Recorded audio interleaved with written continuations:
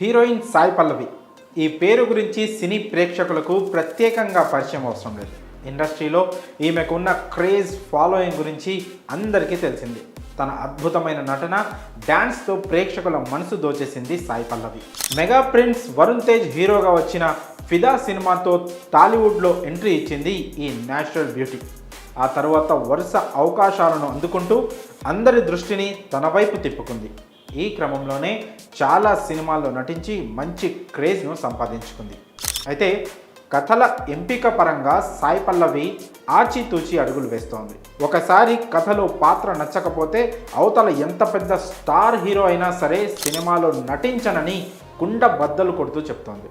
ఇక glamour show చేసే పాత్రలకైతే చాలా దూరంగా ఉంటుంది. అయితే తాజాగా సాయి పల్లవిపై ఏదో కుట్ర జరుగుతోందని సోషల్ మీడియాలో టాక్ వినిపిస్తోంది. అదేమిటంటే lady super star Sai Pallavi ఏదైనా ఒక పాత్రను ఒప్పుకుందంటే అందులో నటించింది అనడం కన్నా జీవించింది అనడం మేలు.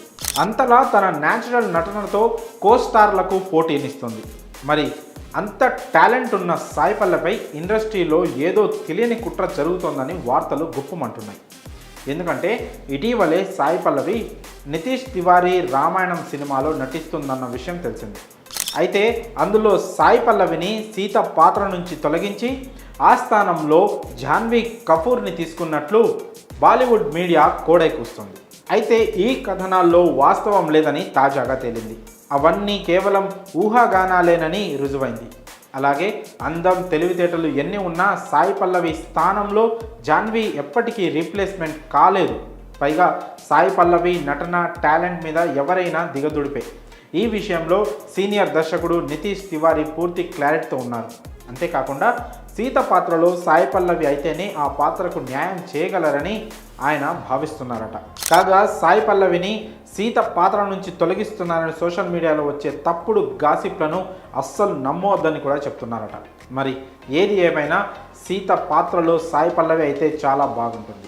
అయితే ఆ పాత్రలో ఒదిగి న్యాయం చేస్తుందని ఆమె ఫ్యాన్స్ కూడా సాయి పల్లవిపై ప్రశంసలు